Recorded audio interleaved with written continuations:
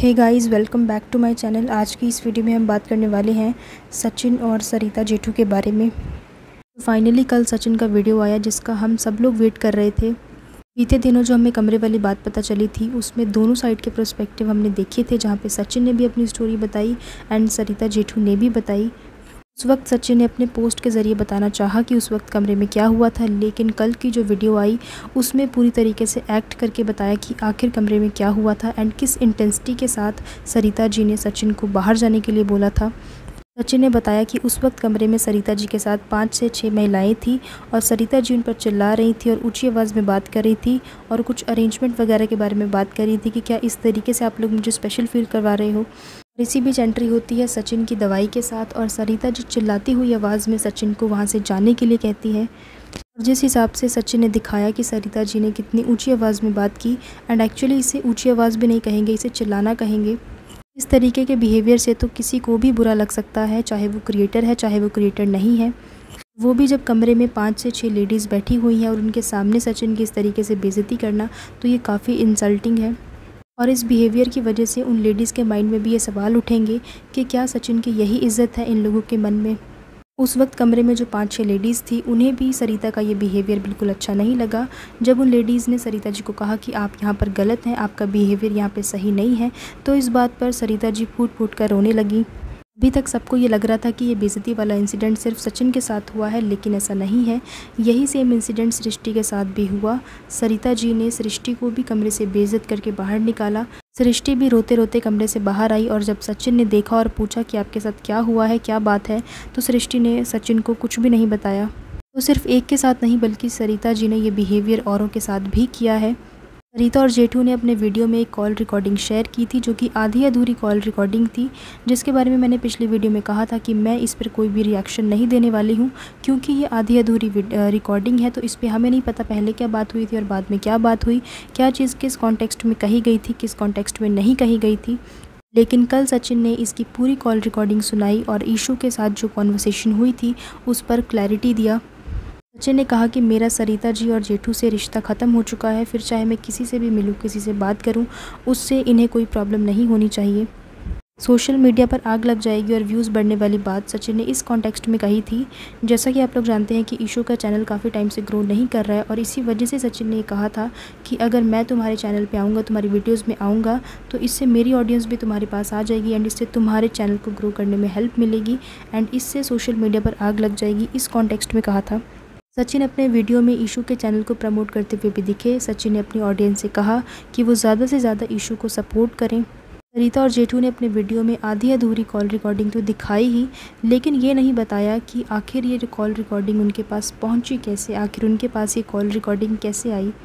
सरिता और जेठू ने इस कॉल रिकॉर्डिंग को ईशू के मामा से लिया और इस शर्त पे लिया कि वो इस कॉल रिकॉर्डिंग को किसी के साथ शेयर नहीं करेंगे, लेकिन ये लोग अपनी बात पे भी नहीं टिके रहे। इन्होंने इस कॉल रिकॉर्डिंग को अपने वीडियो में दिखाया एंड वीडियो में दिखाया तो सही, लेकिन वो भी आधा अधूरा, जहाँ पे सचिन गलत लगे वो पार्ट दिखाया। और इतना ही नहीं, सरिता और जेठू ने ये कॉल रिकॉर्डिंग निकलवाने के लिए ईशू को और उसके मामा को ब्लैकमेल भी किया और ये कहा कि अगर वो ये कॉल रिकॉर्डिंग दे देंगे तो वो अपना केस वापस ले लेंगे। यानी कि सरिता और जेठू ने ईशू को धमकी दी कि अगर वो ये कॉल रिकॉर्डिंग नहीं देगी तो वो केस वापस नहीं लेंगे और अगर वो कॉल रिकॉर्डिंग दे देगी तो वो अपना केस वापस ले लेंगे। और मुझे ये लगता है कि सरिता जी और जेठू जी अपनी बात पर टिके नहीं रहते, वो अपनी बात से मुकर जाते हैं, क्योंकि उन्होंने कहा कि अगर ईशू ये कॉल रिकॉर्डिंग दे देगी तो वो केस वापस ले लेंगे, लेकिन इसकी असलियत ये है कि इन्होंने अभी तक भी केस वापस नहीं लिया है। बस वाली बात को लेकर भी चर्चा हो रही थी कि आखिर इसके पीछे का सच क्या है, तो सचिन ने कल अपने वीडियो में इस पर भी क्लैरिटी दिया। सचिन ने बताया कि उस वक्त बस में 2-3 क्रिएटर और भी बैठे हुए थे एंड सरिता जी वहां पर लाइव आना चाह रही थी, क्योंकि वो पिछले कुछ दिनों से व्लॉग्स वगैरह नहीं अपलोड कर पा रही थी एंड इस वजह से वो कह रही थी कि मैं लाइव आ जाती हूँ। और इसी बात पे सचिन ने एक छोटे भाई होने के नाते सरिता को ये एडवाइस करते हुए कहा कि आपको अभी लाइव नहीं आना चाहिए, क्योंकि अगर आप लोग लाइव आ जाओगे तो इससे लोगों के बीच में जो एक्साइटमेंट है वो ख़त्म हो जाएगा, क्योंकि वो ऑलरेडी आपके लाइव में सब कुछ देख लेंगे। तो जब वो व्लॉग देखेंगे तो उन्हें कुछ भी एक्साइटिंग नहीं लगेगा, तो ये बेहतर होगा कि आप व्लॉग बनाओ और लाइव ना आओ। सचिन ने यहाँ पे बिल्कुल सही एडवाइस दिया सरिता जी को कि अगर आप अभी लाइव आ जाओगे तो लोग ऑलरेडी आपके लाइव में सब कुछ देख लेंगे, तो व्लॉग देखने कोई नहीं आएगा। इस बात पे सरिता जी ने सचिन को अपनी मिलियन आईडी का धौंस जमाते हुए कहा कि मैं जानती हूँ मेरे मिलियन फॉलोअर्स हैं और मुझे पता है कि क्या करना है। मेरे मैनेजर ने मुझे जो कहा है मैं वही करूँगी। और ये पूरी बात सरिता जी ने चिल्लाते हुए सचिन को कही, जो कि मनीषा भी साथ में बैठी हुई थी। उसे भी काफ़ी बुरा लगा, उसका भी मूड ऑफ हो गया एंड सचिन का भी मूड ऑफ हुआ।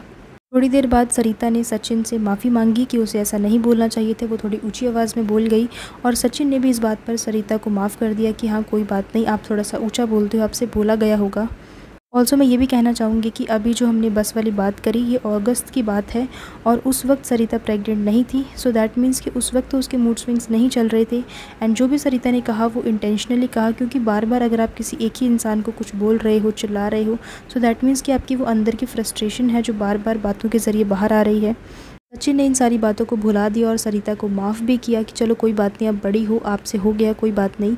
और इसी बात को देखते हुए सचिन जनवरी वाले फंक्शन में भी आ गया, लेकिन जनवरी में भी वही सेम चीज़ रिपीट हुई, कमरे से बेइज्जत करते हुए बाहर निकाला।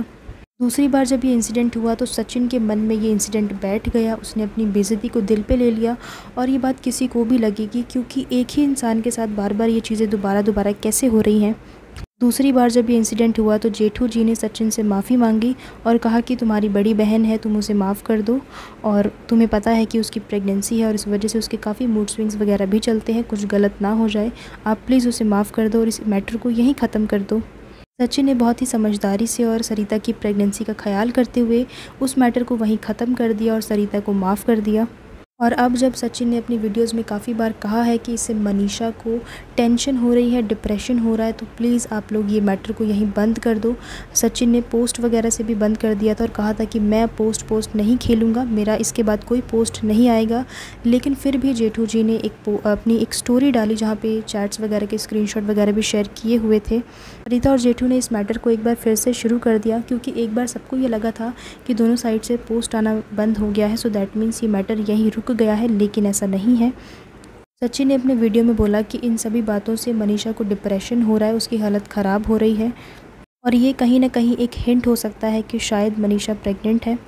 और अगर ये बात सच है कि मनीषा प्रेग्नेंट है और सरिता और जेठू इस बात को बखूबी जानते हैं, तो उन्हें इस मैटर को काफ़ी पहले ही रोक देना चाहिए था। इस मैटर को इस तरीके से और खींचना नहीं चाहिए था, क्योंकि जब सरिता प्रेग्नेंट थी तो जेठू जी ने इस बात का बखूबी ख्याल रखा था कि सरिता को किसी बात का स्ट्रेस ना हो, वो भी प्रेग्नेंट है। सचिन को भी बोला कि आप प्लीज़ उसे माफ़ कर दो और प्लीज़ इस मैटर को यहीं रोक दो। और सचिन ने भी एक मैच्योर इंसान होने के नाते उस मैटर को वहीं ख़त्म कर दिया था। लेकिन अब जब बात मनीषा की आई है तो जेठू जी इस मैटर को और खींचते जा रहे हैं। अब उन्हें मनीषा की प्रेगनेंसी का ख्याल नहीं आ रहा, लेकिन जब सरिता प्रेग्नेंट थी तो उन्हें बहुत ख्याल था इस बात का। इस कंट्रोवर्सी की ऑलमोस्ट हमें सारी बातें जो है वो पता चल चुकी हैं।